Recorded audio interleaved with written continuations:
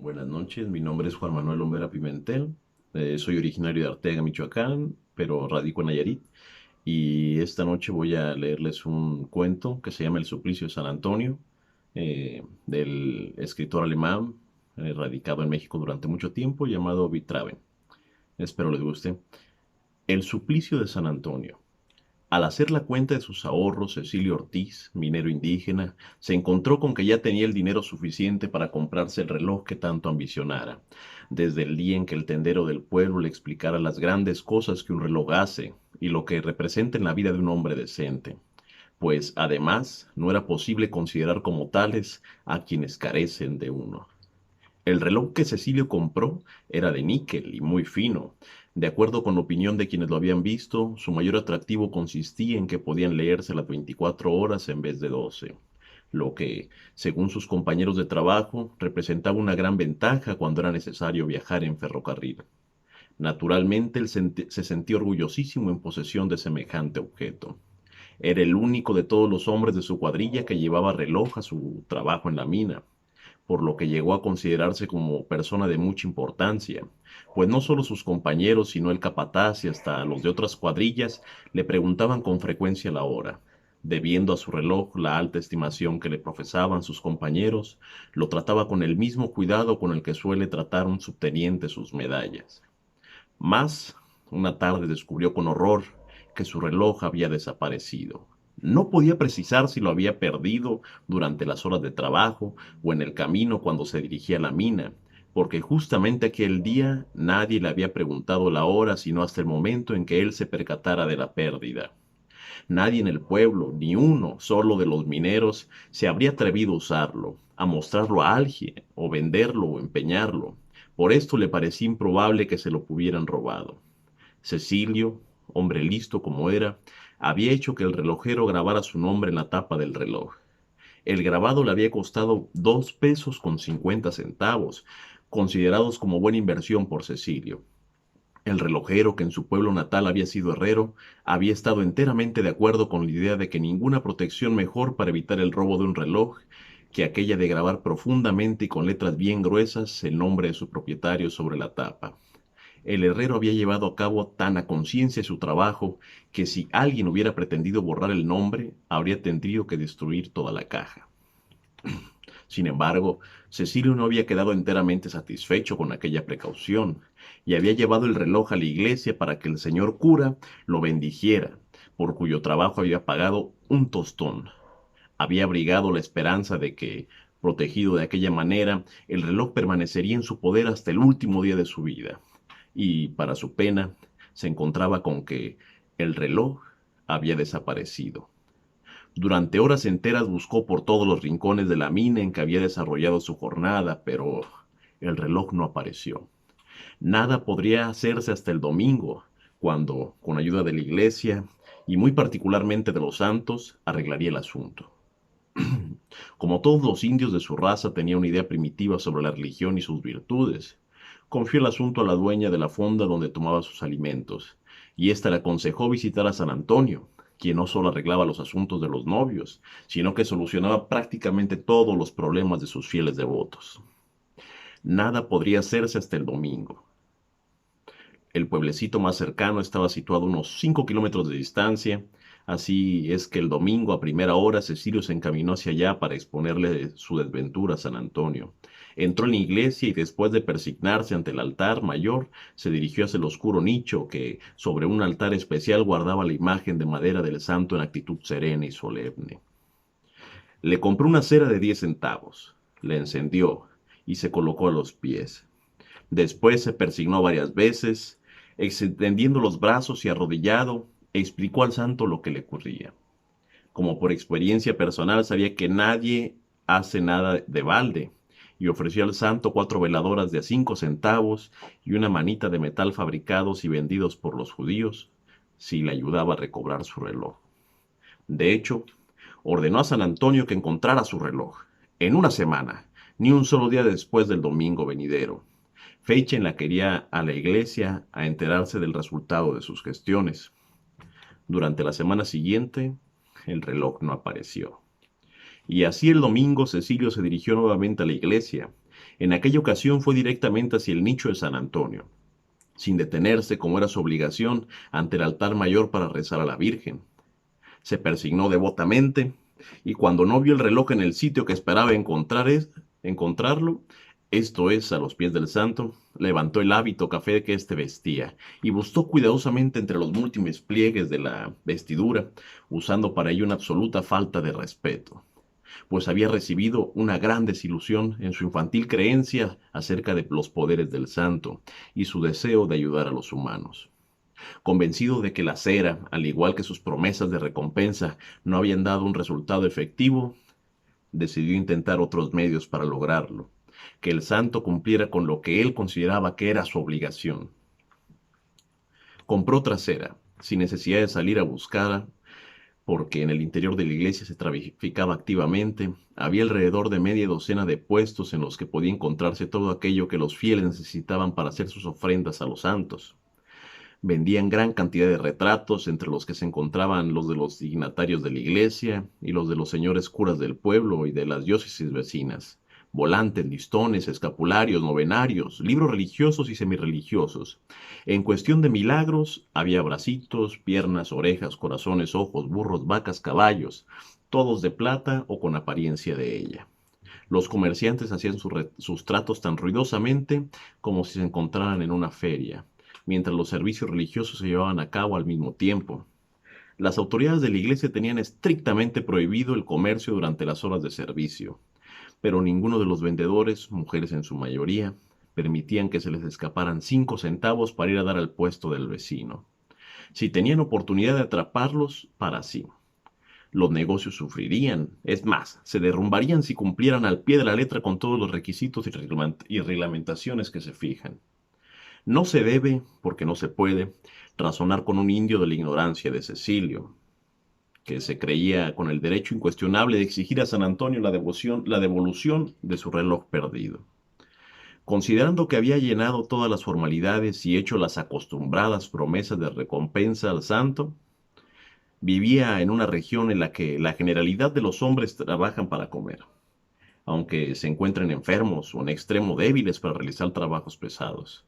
Así pues, resultaba solo natural que no sintiera compasión por el santo, cuya imagen había recibido infinidad de ceras, oraciones y milagros de plata, sin corresponder debidamente con su trabajo. Cecilio no tenía la culpa de juzgar a los santos desde un punto de vista tan material, pues nadie se había preocupado por enseñarle algo mejor. Nuevamente colocó su cera, se arrodilló, se persignó 3 veces devotamente. Carecía de libro de oraciones y si lo hubiera tenido de nada le habría servido porque no sabía leer ni escribir. Algunas personas con grandes influencias opinan que la lectura y la escritura estropean las virtudes de los hombres venidos al mundo para trabajar en las minas, para ser buenos obreros, que nunca pedirán más de lo que se les dé voluntariamente. En consecuencia, Cecilio tuvo que orar simplemente de acuerdo con los dictados de su corazón. Ignoraba el significado de las palabras y los pensamientos blasfemos, pues de haberlos conocido jamás los habría pronunciado y concebido, por mucho que un santo le hubiera desilusionado. Las gentes educadas, cuando un santo no les concede lo que piden, se consuelan a solas o con la ayuda de un sacerdote, diciéndose que Dios sabe mejor lo que les conviene. Los campesinos y los trabajadores sencillos tienen ideas semejantes respecto a su Dios, pero no respecto a los santos, a quienes por haber conocido bien la vida terrenal, les exigen saber la forma de traficar de este mundo y comprender ampliamente las crueles realidades de la vida. Cecilio tenía un propósito definido, el de recuperar su reloj, sin necesidad de esperar a que se lo dieran en el paraíso después de la muerte. Lo necesitaba aquí, en la tierra, ya que en el paraíso el tiempo debía medirse en forma especial, y si en el paraíso había minas, de lo que él estaba seguro, y se veía obligado a trabajar en ellas, ya el capataz le dictaría las horas de iniciar y terminar la jornada. Cecilio oraba en la forma indicada por el Señor cuando dijo: deja que tus oraciones broten directamente del corazón y no te preocupes por la gramática. Así pues, con los brazos en cruz, dijo: oye, querido santito, escucha bien lo que voy a decirte. Estoy harto de tu pereza. La verdad, eres muy flojo y no has hecho nada para encontrar mi reloj. El domingo pasado te dije confidencialmente que había perdido mi reloj, el que compré con todos los ahorros que junté con un demonial de trabajo, como bien debes saberlo. No pienses zafarte, no, santito mío, no creas que podrás disculparte diciendo que no conoces mi reloj, porque tiene mi nombre bien grabado en la tapa. Tú sabes leer. Bueno, pues dice Cecilia Ortiz con letras así grandotas, que me costaron mi buen dinero. Todo esto te lo expliqué claramente el domingo pasado. Debes comprender, querido San Antonio, que no puedo venir a verte todos los domingos, como te imaginas. Tengo que hacer a pie todo el recorrido bajo los ardientes rayos del sol. Claro que tú eso no lo puedes comprender, porque tu altar es muy fresco. Pero créeme, hace un calor allá afuera. Además, las velas cuestan dinero. Dinero que yo no me encuentro tirado. No, el Dios lo sabe bien, y si no quieres creerme, pregúntale. Tengo que trabajar como un burro para conseguirlo. Nunca he pasado el tiempo tan tranquilo como tú aquí en la iglesia, donde lo único que tienes que hacer es contar las velas que los pobres te ofrecen y vigilar el dinero que le echan en tu caja. Pero te advierto que esa pereza tuya tiene que acabar ahora mismo, por lo menos en lo que a mi reloj toca. Todos tenemos que trabajar en la vida y también tú tendrás que hacerlo. Lo menos que puedes hacer para que yo te respete y rece es encontrar mi reloj y ponerlo sobre tus pies, los que yo besaré con adoración y devotamente por tu buena acción. Ah, y algo más, mi querido Santito. Quiero decirte que esperaré una semana más, pero escucha, si el próximo domingo no ha regresado mi reloj, por Jesucristo nuestro Señor y Salvador, que te sacaré de aquí y verás qué te hago. No te amenazo, pero te va a ir muy mal hasta que encuentres mi reloj o me digas durante el sueño en dónde está. Espero te des cuenta que hablo seriamente. Eso es todo, gracias por todo.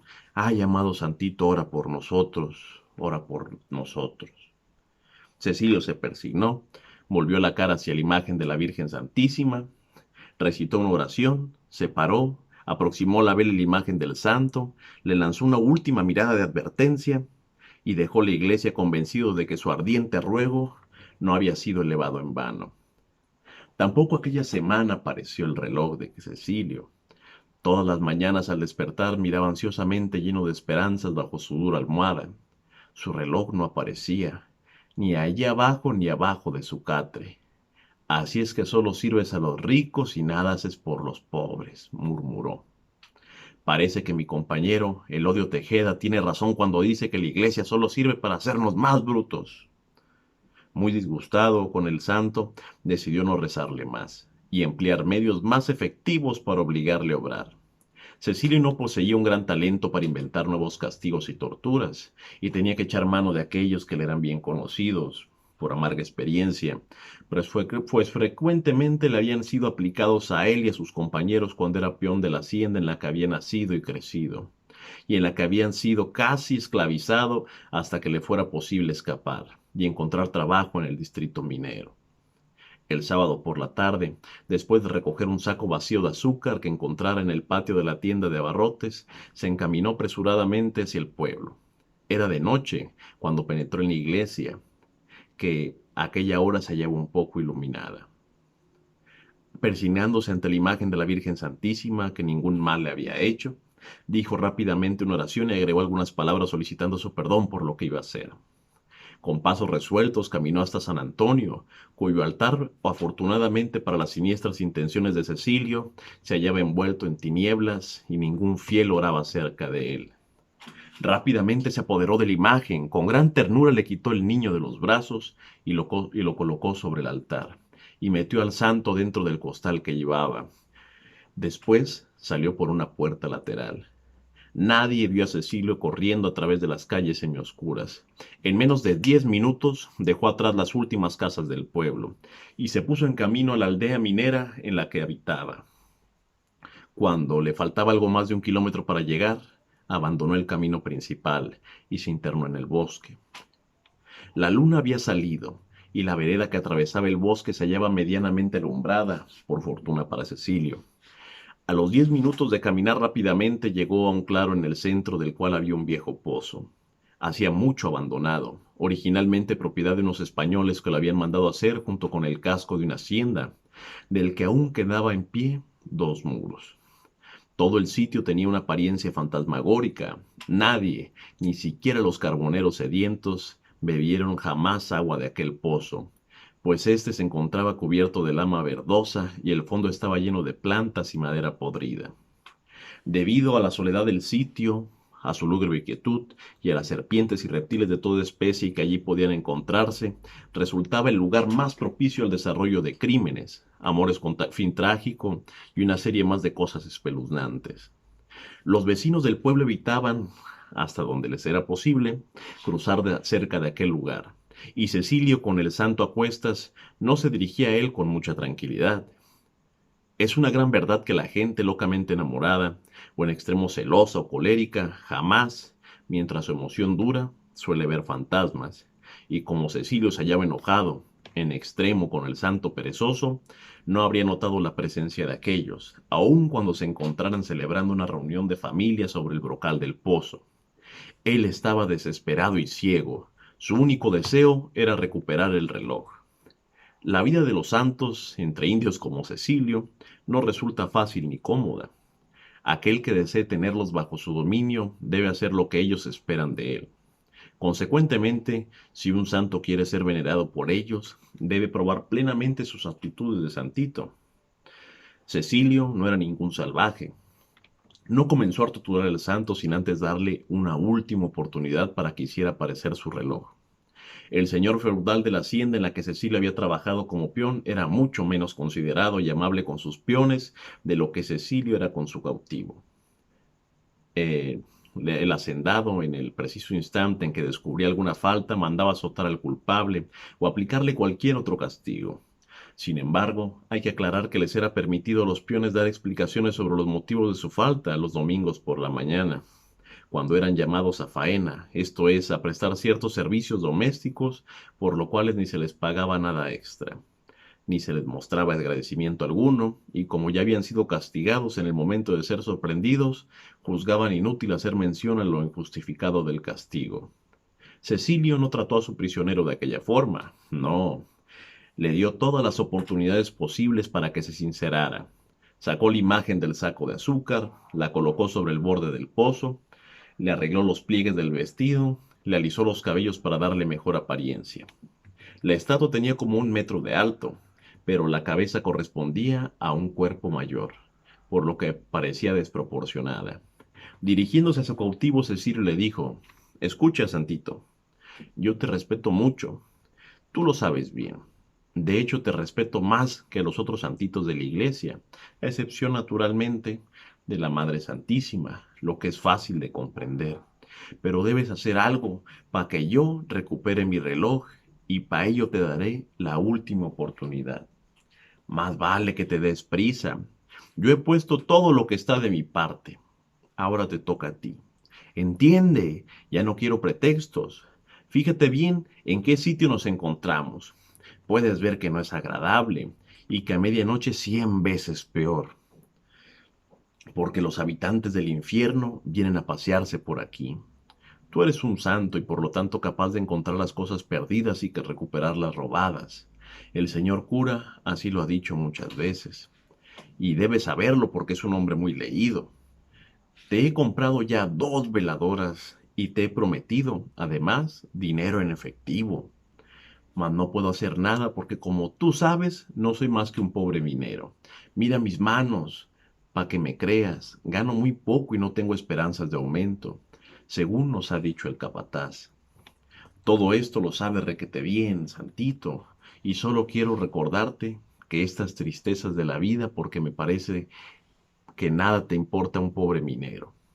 Y menos aún si ese minero es indígena, si su piel no es del color suave de la tuya, si no le has dado escribir cartas y leer periódicos, pudiendo solamente estampar una cruz chueca en los papeles que se ve obligado a firmar.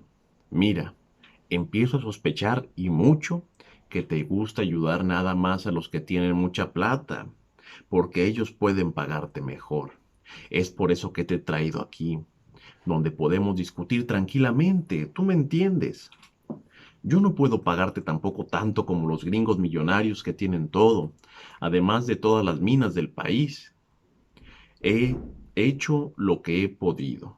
No puedo nada más, porque no tengo dinero. Echa una mirada al horrible pozo y te darás cuenta de lo feo que debe ser estar en él, con esa agua tan puerca y apestosa. Es casi puro lodo. Allá abajo hay serpientes de todas clases, y no de aquellas con las que se puede jugar. Además, hay algunas otras cosas que espantan. Bueno, pues ¿para qué hablar tanto? Si no me devuelves el reloj, te echaré adentro. Yo creo que te he hablado claro, ¿no, Santito? No puedo estar yendo cada semana a la iglesia para ver si escondido entre tu ropa o sobre tu altar se encuentra mi reloj. Tengo otras cosas que hacer. No puedo perder todas las fiestas del pueblo, en las que se baila re suave, con mujeres re chulas, que a veces uno se las puede llevar al monte.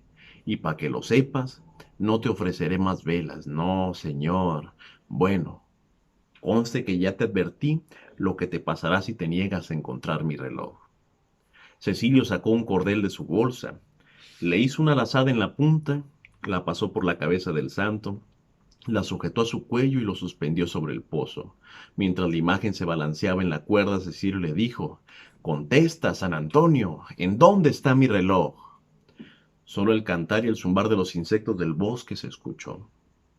Así pues, decidió hacer descender el santo hasta que sus pies tocaran el agua. «¿En dónde está mi reloj, Santito?», preguntó Cecilia, inclinando la parte superior del cuerpo todo lo demás posible, a fin de no perder ni la más leve palabra que el santo pudiera pronunciar en su desesperación. Pero San Antonio aprobó ser un verdadero santo, pues prefirió sufrir y permanecer en silencio a pesar de su suplicio. Entonces fue descendido hasta que todo su cuerpo desapareció en el agua. Varias veces, Cecilio metió y sacó la imagen en el pozo. Después la sacó definitivamente y volvió a colocarla sobre el brocal. «Santito», dijo, «ya sabes ahora lo que el pozo tiene en el fondo. Yo no soy tan malo como tú tal vez crees. Te daré una última oportunidad, aunque eres tan terco que no la mereces. Te daré 12 horas más para que pienses bien. Mañana temprano regresaré.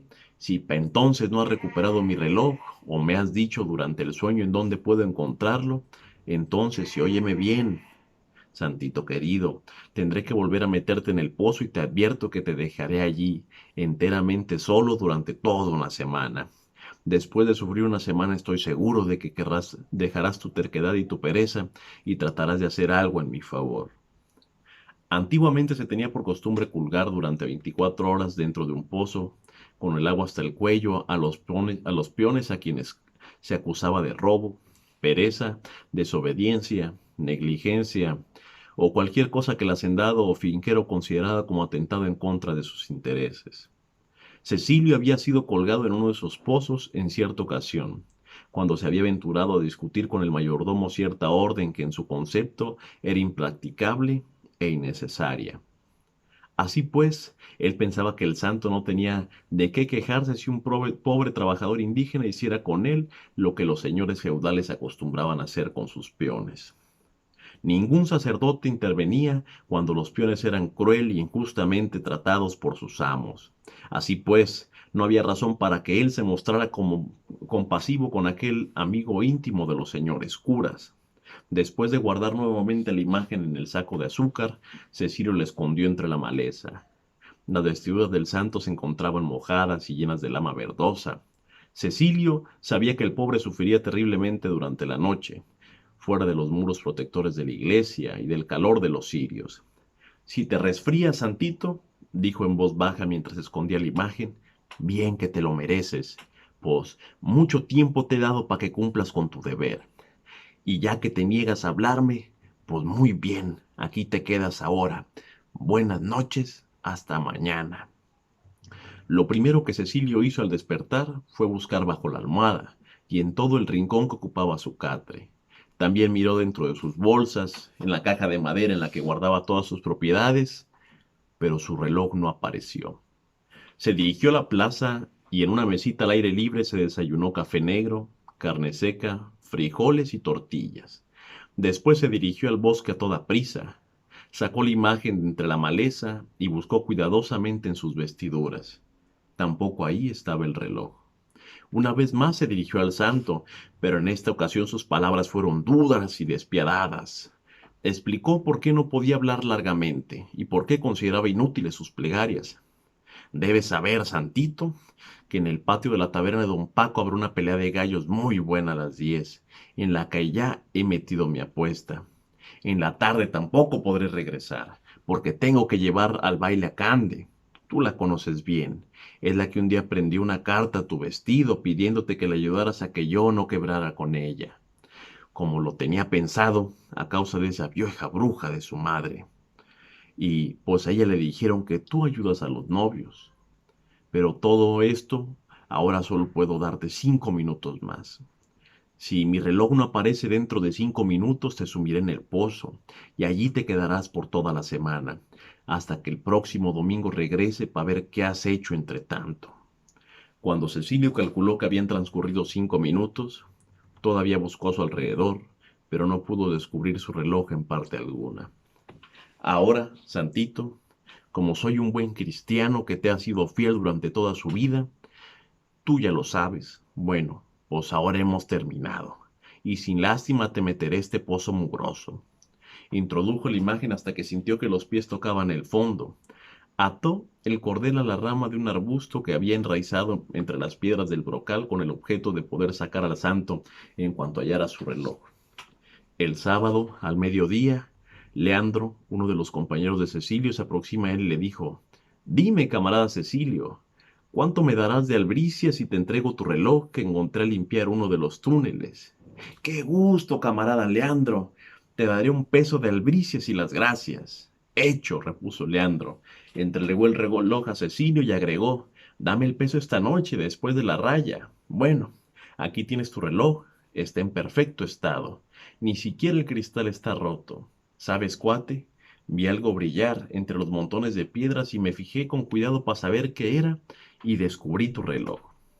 Cecilio acarició su reloj y lo cubrió de besos, con voz emocionada por la felicidad y abrazando a su compañero de trabajo, dijo: Tú lo haces mejor que los santos, y por menos dinero, y sin meterme en líos, Leandro. Pero no mencionó para nada lo que había hecho con el santo. En la mañana del día siguiente, que era domingo, Cecilio fue a liberar a su cautivo. Debido al constante roce de la cuerda contra las rocas del borde, ocasionado por el viento al mover la rama del arbusto, la cuerda se había reventado, y no le fue posible sacar la imagen. Inclinándose cuanto pudo, gritó hacia el fondo del pozo: Ahora sí, ni cómo sacarte, pues se rompió la cuerda. Allí te quedas. Pues así lo quiere nuestra Madre Santísima. La verdad no sirves para nada. La pobre gente que recurre a ti con sus penas gasta sus centavitos tan duramente ganados sin ningún provecho. Pues ahí te quedas, santito. Adiós, que el Señor tenga piedad de ti. Aquella oración de Cecilio, tal vez la más sincera y la más desinteresada por haber sido dicha en beneficio ajeno, fue escuchada en el cielo. Dos carboneros que por casualidad tomaron el viejo camino que pasaba por enfrente del pozo, sentáronse a descansar en el brocal del mismo y encendieron un cigarrillo. Mientras fumaban, uno de ellos miró distraídamente hacia el fondo y exclamó: ¡Por Dios santo! En el pozo hay un ahogado. Veo su cabeza y sus cabellos.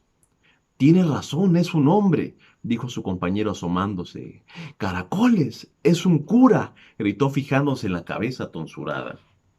Corrieron hacia el pueblo para avisar que un cura había caído al pozo accidentalmente y se había ahogado. Los vecinos se armaron de cuerdas y escaleras y se dirigieron al bosque con la piadosa intención de rescatar al pobre señor cura, quien tal vez viviera aún, podría ser salvado si se le atendía enseguida. Cuando hubieron sacado la imagen, los vecinos descubrieron con asombro que era la de San Antonio, que tan misteriosamente había desaparecido. En gran procesión que se improvisó rápidamente, fue devuelta triunfalmente a su nicho en la iglesia, de donde había desaparecido unas semanas antes. Desaparición que intrigara al pueblo entero y que fuera el tema de conversación durante los últimos 7 días. El padre de la iglesia fue asediado con preguntas, por lo que finalmente tuvo que dar una explicación. En su sermón del siguiente domingo pronunció estas palabras con mucha solemnidad. A ningún ser humano le es dado comprender, y menos resolver los misteriosos designios y disposiciones de nuestro Señor. Alabado sea Dios Todopoderoso. No podía haber dado mejor ni más sabia explicación, pues Cecilio jamás volvió a confesarse. Gracias, buena noche.